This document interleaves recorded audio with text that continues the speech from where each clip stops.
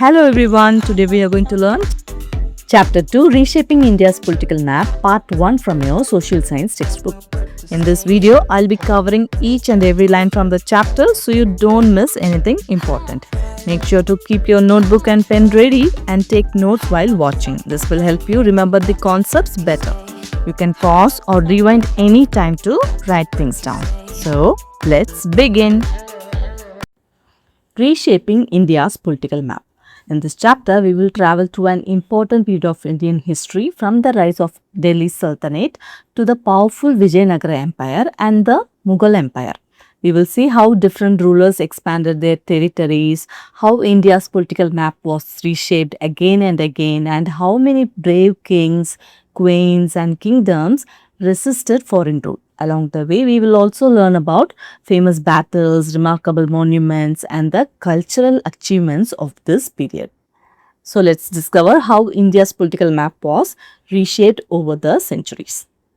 Before we begin the chapter, let's look at this picture. This is the Qutub Minar complex in Delhi, one of the most famous historical sites in India. The tall tower you see is the Qutub Minar. It was built during the time of the Delhi Sultanate, which we will learn about in this chapter. Around it, you can also see the remains of many buildings and monuments that have stood for hundreds of years. This picture reminds us that history is not just about reading names and dates. Many buildings from that period still exist today. As we move through the chapter, we will learn who built these monuments, why they were built, and what was happening in India during that period. The big questions are, how did foreign invasions and the rise of new dynasties reshape India's political boundaries during this period? How did Indian society respond to invasions? How did India's economy adapt during times of political instability? What impact did this period have on the lives of the people? So, we will learn answers for these questions in this chapter. The period in this chapter and the next is often called the latter part of the medieval period of Indian history. The term medieval, that is between two ages, was originally applied to European history, roughly from the fall of the Roman Empire, 5th century CE, to the Renaissance, Europe's cultural revival in the 14th to 16th centuries, nurtured by the rediscovery of Greek and Roman art and literature. It was once thought to mark a dark age before the development of modern science, but of course, Europe's and India's histories are very different. So, applying the same term medieval to both is not ideal. And historians do not always agree on which period it covers in India. We will sometimes have to use the term medieval, but for us, it simply means the period from the 11th to the 17th centuries. So, before we move further, let's understand one important term used in this chapter, medieval period. The period we are going to study in this chapter and also in the next chapter, which is often called the latter part of the medieval Indian history. Now, what does the word medieval mean? The word medieval simply means between two ages. It was originally used by European historians to describe the period between the end of the Roman Empire and the beginning of the Renaissance, when Europe experienced a great revival in art, literature, and learning. But here is something important. India's history and Europe's history are completely different. So, using the same term for both is not always perfect. In fact, historians themselves do not completely agree on exactly which years should be called the medieval period in India. So, to avoid confusion in this textbook, whenever we use the term medieval period, we simply mean the time from the 11th century to the 17th century. That is the period we are going to explore in this chapter, a time when new kingdoms and empires rose, foreign invasions took place, and India's political map changed many times, and also several important events that shaped the country's history. In tapestry of the past chapters, we have tried to keep as few dates as possible, only those that mark important reference points. We will find it helpful to keep revisiting the timelines in those chapters.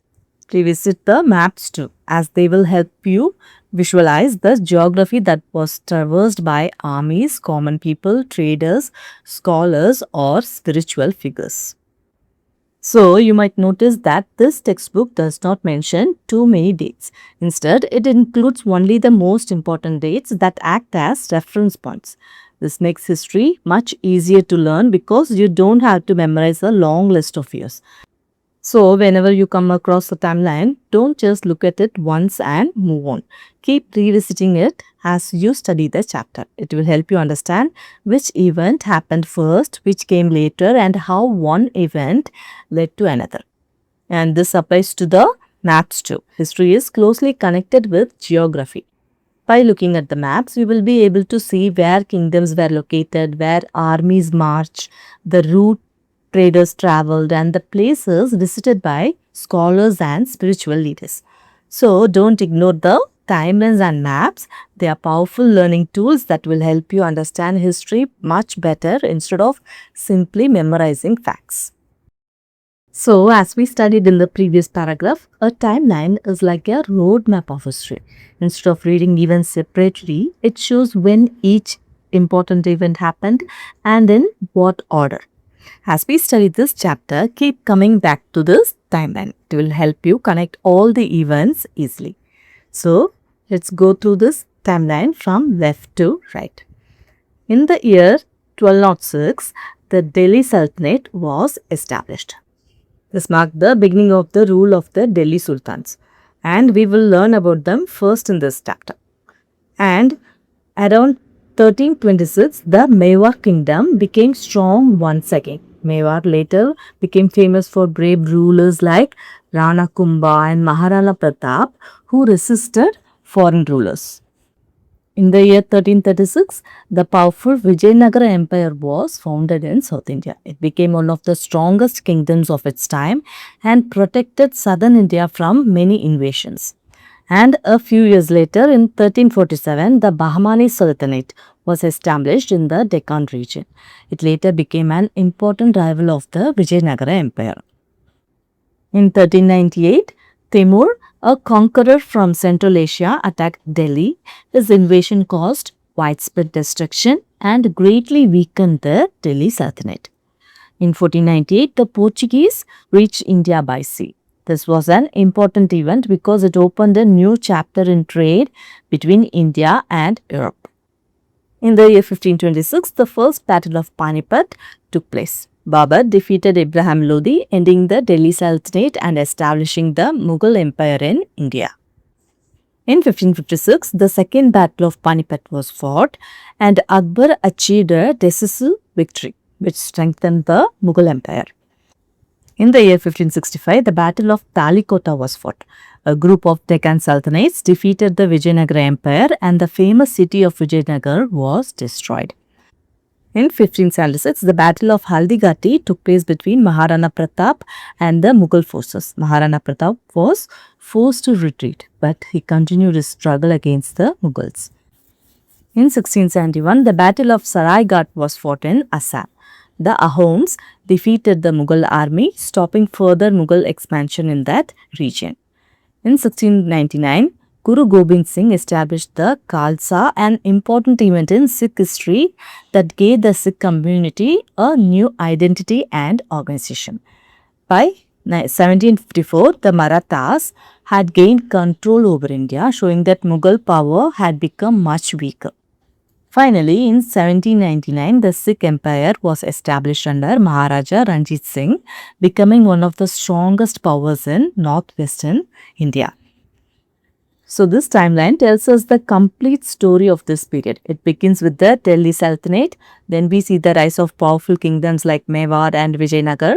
Next comes the foreign invasions such as Timur attacks and the arrival of the Portuguese. After that, the Mughal Empire is established through the first Battle of Panipat.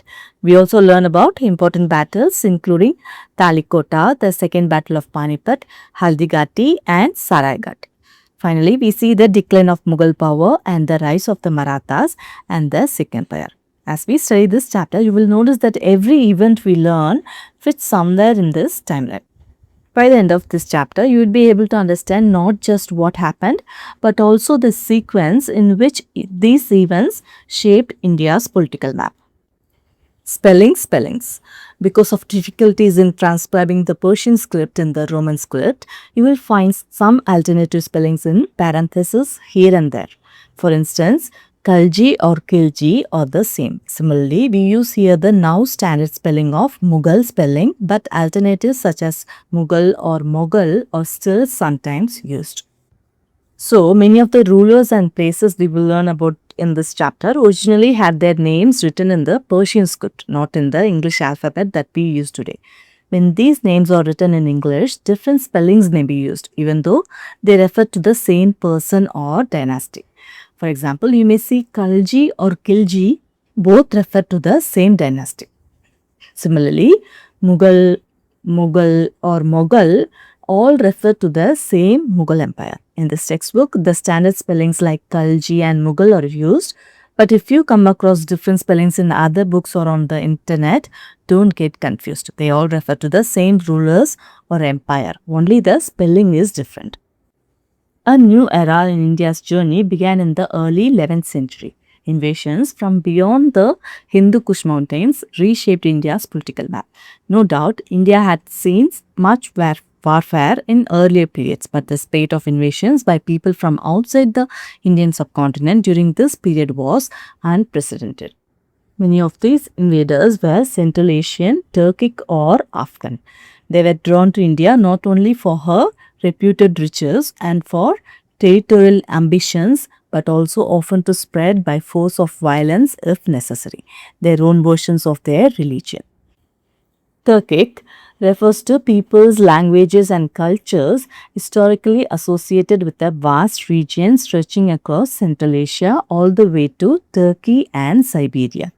So, Turkic does not refer to just one country or one group of people. Instead, it refers to many different peoples, languages and cultures that were spread across a very large region stretching from Central Asia all the way to Turkey and Siberia. So, when the chapter says that some rulers were Turkic, it simply means that they belong to these Turkic speaking peoples and cultures. Don't confuse the word Turkic with Turkey. Turkey is one country, whereas Turkic is a much broader term that includes many peoples and cultures spread across a vast region. So, as we continue this chapter, whenever you hear the word Turkic, just remember that it describes the origin and cultural background of certain rulers and groups, not a single country. So, around the early 11th century, India entered a new era. During this time, many invasions took place from regions beyond the Hindu Kush mountains, and these invasions gradually changed India's political map. Now, you might be thinking, didn't wars happen in India before this? Yes, they did. Kings and kingdoms in India had fought wars with one another for many centuries. But there was one major difference. During this period, a large number of invaders came from outside the Indian subcontinent. Such frequent invasions from foreign lands had never happened on this scale before. Most of these invaders came from Central Asia. Many of them were Turkic or Afghan. But why did they invade India? There were three main reasons. First, India was famous for its great wealth. Its prosperous cities, flourishing trade and rich temples attracted many foreign rulers. Second, they wanted to expand their territories and build larger empires by bringing more land under their control. And third, some of these invaders also wanted to spread their own version of their religion. In many cases, they even used force and violence to do so. These repeated invasions brought major political changes to India. Kingdoms rose and fell, new dynasties came to power, and over time, India's political map was reshaped, which is exactly what this chapter is about. Let us now explore in this chapter the ever-changing landscape of India from the 13th century onward. So, in this chapter, we will explore how India's political landscape kept changing from the 13th century onwards. We will learn about the rise and fall of powerful kingdoms and empires, the impact of foreign invasions, the resistance offered by many Indian rulers, and the important events that gradually reshaped India's political map. Figure 2.3, a comparison of the territories under the Tughlaqs and the Lodhis. 13th to 15th centuries and regional powers in the south and east. So this map compares the territories of some of the major kingdoms between the 13th and 15th centuries. The green striped region shows the Tughlaq dynasty around 1335. Notice that its territory covered a very large part of northern and central India. At that time, the Tughlaqs controlled one of the largest empires in India. The blue shaded region represents the Lodi dynasty in 1479. Compared to the Tughlaq territory, can you notice the difference? The Lodi empire was much smaller than the Tughlaq empire. This tells us that over time the Delhi Sultanate lost control over many regions and its empire gradually became weaker. The orange colored region in the east is the Eastern Ganga kingdom ruled by Narasimha. Even though the Delhi Sultanate was expanding, this kingdom remained powerful and successfully resisted its advance. And the orange region in the south is the Hoysala kingdom. It was another important kingdom in southern India. Like the Eastern Gangas, the Hoysalas also resisted the expansion of the Delhi Sultanate for many years. And the black dots on the map mark important cities such as Delhi, Gwalior, Jaunpur, Dauladabad, Belur, Halebidu, Madurai, Jajnagar, Konark, Junagadh and Peshawar. These cities were important political, cultural or administrative centers during that period. Rise and fall of the Delhi Sultanate. We begin our journey here with the Delhi Sultanate formed after the defeat in 1192 of King Prithviraj Chauhan, who ruled over parts of northwestern India. This Sultanate saw the rule of 5 successive foreign dynasties of Turkic-Afghan origin, the Mamluks or slave dynasty, the Khiljis or Khaljis, the Tughlaqs, the Saids and the Lodis or Lodis. While certain parts of northern India came under the control of the Delhi Sultanate, neighboring kingdoms such as the Eastern Gangas in the east and the Hoysalas in the south resisted its advance, figure 2.3, and also emerged as thriving centers of art, culture and administration. The city of Delhi also assumed a bigger role in the political landscape of northern India. Sultanate, a territory ruled by a sultan, a title that some Muslim rulers adopted. So, a sultanate is simply a territory or kingdom ruled by a sultan. Now, who is a sultan? A sultan was a title adopted by some Muslim rulers. Just as we use titles like king, maharaja or emperor, some Muslim rulers use the title sultan. So, when we say Delhi Sultanate, it simply means the territory or kingdom ruled by the Sultan from Delhi. So, remember this because we will come across the term Delhi Sultanate many times in this chapter. Sultan means the ruler and the Sultanate means the territory ruled by that Sultan. So, now let's begin with the first major political power of this chapter, the Delhi Sultanate. The Delhi Sultanate was established after King Prithviraj Chauhan was defeated in 1192. Prithviraj Chauhan ruled over parts of northwestern India, and after his defeat, a new period began in Indian history, with Delhi becoming the center of political power. Now, the Delhi Sultanate was not ruled by just one family. Instead, 5 successive foreign dynasties of Turkic-Afghan origin ruled one after another. These 5 dynasties were the Mamluks, also known as the slave dynasty, the Khiljis, the Tughlaqs, the Saids and the Lodis. Remember, these dynasties did not rule at the same time. One dynasty ruled, then another replaced it, and this continued until the Lodis became the last rulers of the Delhi Sultanate. As these dynasties expanded their power, many parts of northern India came under the control of the Delhi Sultanate. But did they conquer the whole of India? No. Powerful kingdoms continued to resist them. In the east, the Eastern Ganga kingdom successfully resisted the Sultanate's expansion. In the south, the Hoysala kingdom also stood strong against it. These kingdoms were not only powerful in warfare, but also became important centers of art, culture and administration. During this period, Delhi itself became much more important. It grew into the main political center of northern India, from where the sultans ruled their territories and made important decisions.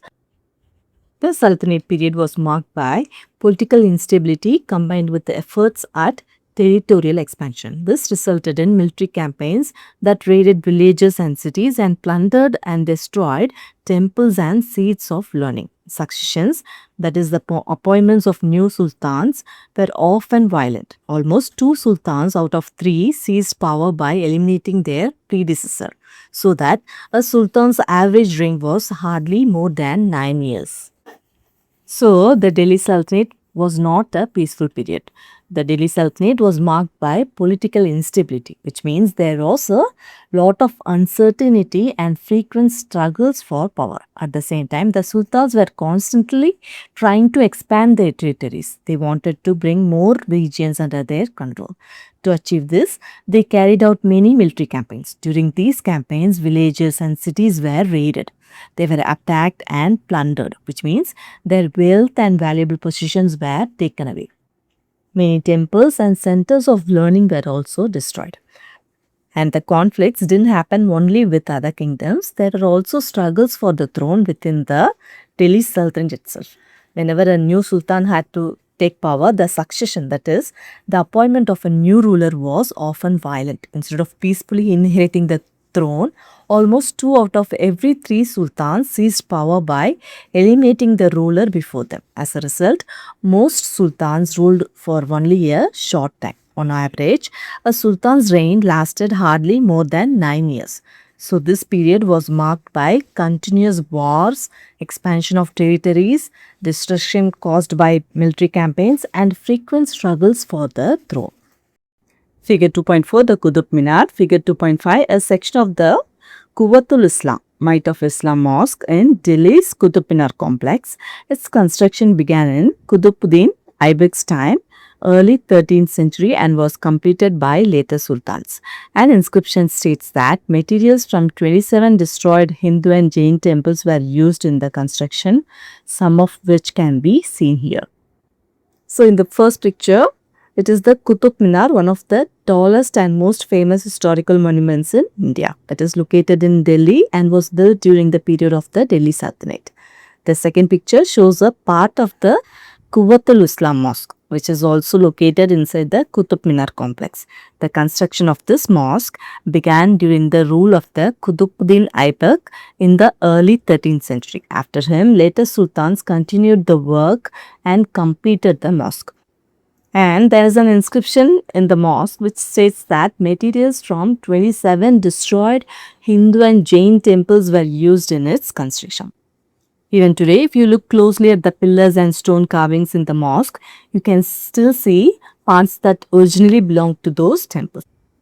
Figure 2.6, a coin minted by Alauddin Khilji which bears the inscription Sikandar Sani or the Second Alexander in Persian.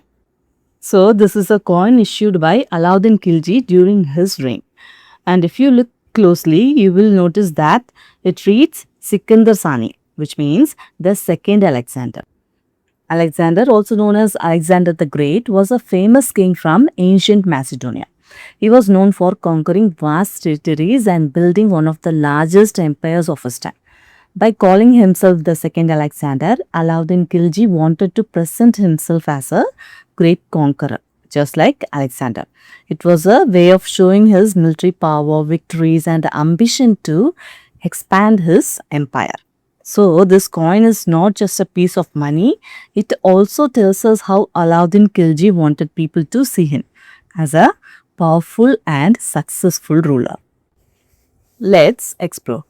Looking at figure 2.6, why do you think Alauddin Khilji called himself the second Alexander? So, we know that Alexander the Great was one of the most famous conquerors in history. He built a vast empire by winning many battles and was known for his military strength. So, by calling himself the second Alexander, Alauddin Khilji wanted people to see him as another great conqueror. He wanted to show that he was a powerful ruler who could win battles, expand his empire, and achieve great military success. So, you can write the answer as Alauddin Khilji called himself the second Alexander because he wanted to be known as a great conqueror and a powerful ruler, just like Alexander the Great. At the turn of the 14th century, Alauddin Khilji conducted military campaigns over large areas of north and central India, sacking and plundering many cities. At the same time, he also repelled several invasions by Mongol forces who were trying to add India to the vast Mongol Empire. It covered most of Asia at that time. So, around the beginning of the 14th century, Alauddin Khilji launched many military campaigns across large parts of northern and central India. As his army moved from one region to another, many cities were attacked, sacked, and plundered. In other words, the cities were captured and their wealth and valuable possessions were taken away. But Alauddin Khilji was not only fighting Indian kingdoms, at the same time he also had to face repeated invasions by the Mongols. Who were Mongols? The Mongols were a powerful group from Central Asia. At that time, they had already built a vast empire covering most of Asia and they wanted to extend their empire into India as well.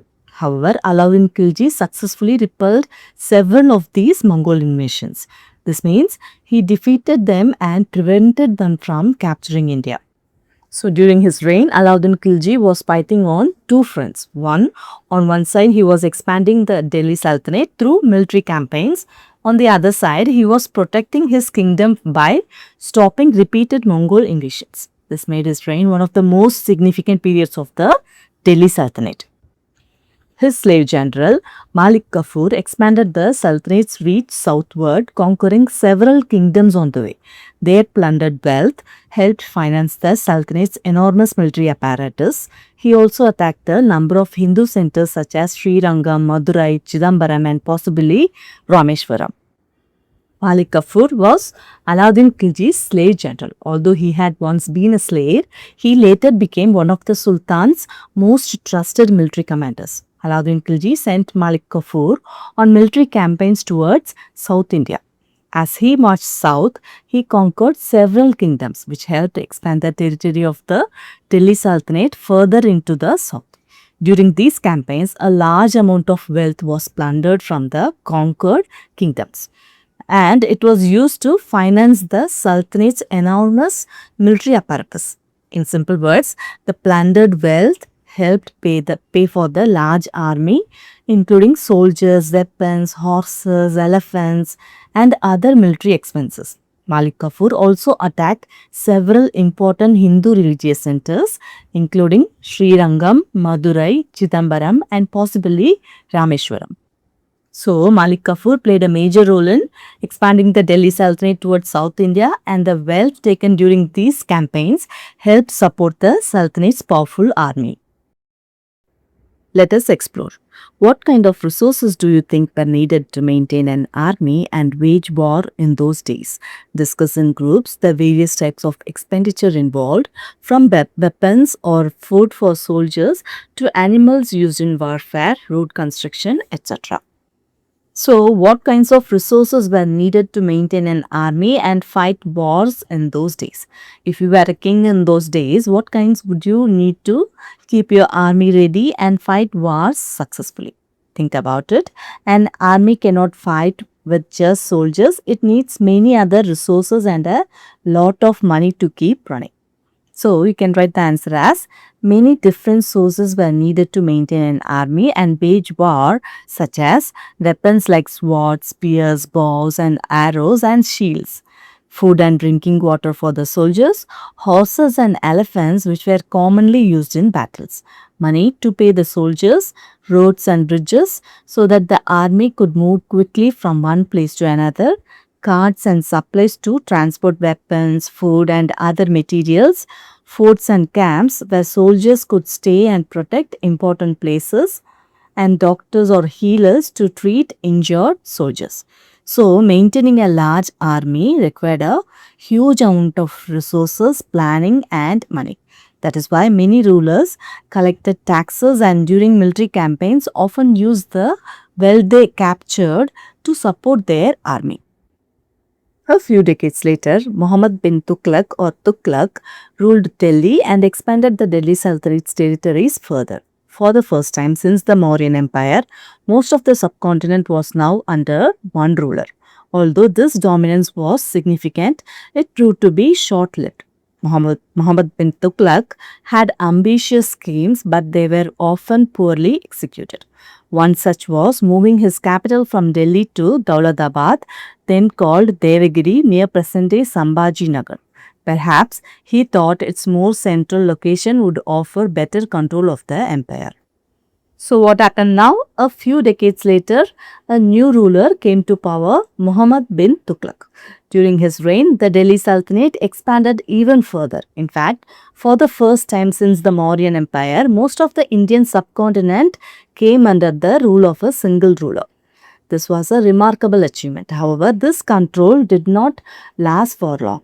Muhammad bin Tughlaq had many ambitious plans. He had big ideas to strengthen and improve his empire. But the problem was that many of these plans were not carried out successfully. One famous example was his decision to shift the capital from Delhi to Dauladabad, which was then known as Devagiri, near present-day Sambhajinagar. He probably believed that Dauladabad was located more centrally, so ruling the vast empire from there would make it easier to control different parts of the kingdom. It seemed like a good idea, but as we will see next, this decision created many problems instead of solving them. The people were forced to travel over 1,000 kilometers, and a few years later, as his plan misfired, he shifted the capital back to Delhi. Both transfers resulted in great loss of life according to some sources. Another instance was the introduction of token currency, where cheap copper coins were declared to be tokens and have the value of silver or gold coins. Although this was a progressive idea, most of our currency today is actually token. At the time, this created confusion in the trade and encouraged people to counterfeit copper coins, all of which caused the economy to decline. So what happened after Muhammad bin Tughlaq shifted the capital? He forced the people to move with him from Delhi to Dauladabad, a journey of more than 1,000 kilometers. But after a few years, he realized that his plan had failed. So he decided to shift the capital back to Delhi. So the people had to travel over 1,000 kilometers twice. According to some historical sources, both these journeys resulted in a great loss of life. Muhammad bin Tughlaq also introduced another new idea called token currency. He declared that cheap copper coins would have the same value as expensive silver or gold coins.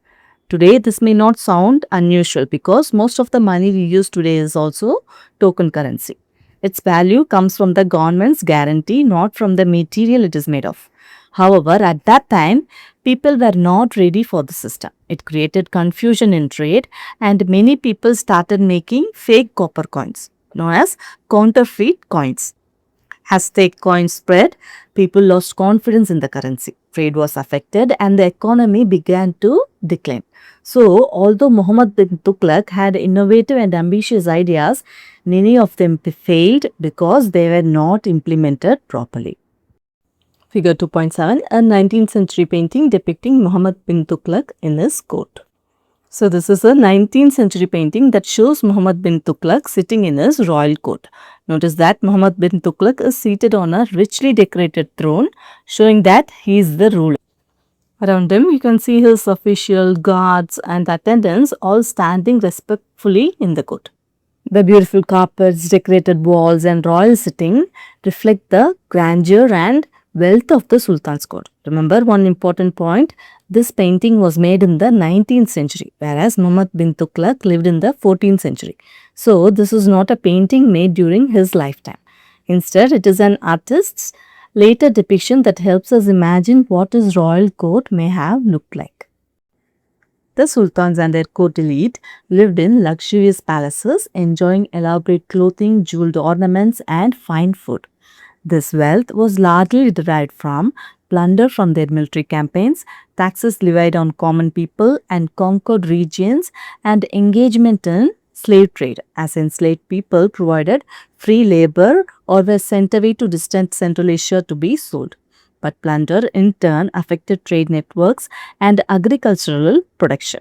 This period also witnessed numerous attacks on sacred or revered images in Buddhist, Jain and Hindu temples. Such destruction was motivated not just by plunder but also by iconoclasm. Iconoclasm, the rejection or destruction of icons or religious images considered idolatrous.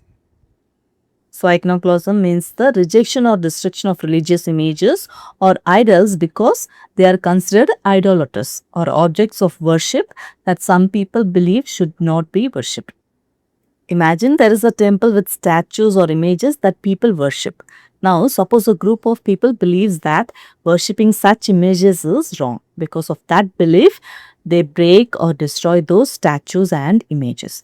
This act of destroying religious images because they believe such worship is wrong is called iconoclasm. Now, let's understand how the sultans and their courts lived. The sultans and the important people in that royal court, called the court elite, lived a life of great luxury. They lived in grand palaces and wore expensive clothes, decorated themselves with jeweled ornaments, and enjoyed rich food. But where did all this wealth come from? It came mainly from three sources. First, from the plunder collected during military campaigns where wealth was taken from conquered places. Second, from taxes collected from the common people and from the regions they had conquered. Third, from the slave trade. Many captured people were forced to work without payment, while others were taken to Central Asia and sold as slaves. However, these military campaigns also had negative effects. Because of frequent plundering, trade was disturbed and agriculture also suffered, affecting the economy. During this period, there were also many attacks on Buddhist, Jain and Hindu temples. Sacred images in these temples were destroyed. These attacks happened for two main reasons. Sometimes the aim was to plunder the wealth kept in the temples. In other cases, the destruction happened because of iconoclasm, the belief that religious images or idols should not be worshipped, leading to their destruction. So, this period saw both great wealth for the rulers and great hardship for many people, along with significant political, economic and religious changes. Think about it. Why do we use the term image rather than common terms like idol or icon? The latter two terms are considered pejorative in the context of Judaism, Christianity and Islam, whose orthodox sects condemn idolatry or the worship of idols or icons. So, in this chapter, you may notice that we use the word image instead of words like idol or icon. Why is that? The reason is that the word image is a neutral word. It simply refers to a statue or representation used for worship. Words like idol or icon can have different meanings in different religions. In some traditions of Judaism, Christianity and Islam, these words may be viewed negatively because the worship of idols or icons is not accepted. So, to avoid using a word that may hurt anyone's religious feelings or show bias, the chapter uses the neutral word image. India's classical texts used words like murti, vigraha, pratima, rupa, etc. to designate images, often statues used for worship in temples or homes. In English, image is a neutral term. So, in ancient India, people did not usually use the English word image. Instead, they used words like murti, vigraha, pratima and rupa to refer to statues or images that were worshipped in temples or at home. In English, the neutral word for all these is simply image. That is why this chapter uses the word image. It refers to religious statues or representations without showing any bias or expressing any opinion about them. So with this, we have completed the part 1 of the chapter Reshaping India's Political Map. I hope you found it easy to understand. If you want to see more videos like this, don't forget to like, share and subscribe to our channel. Thanks for watching. We will see you again in our next video. Bye bye.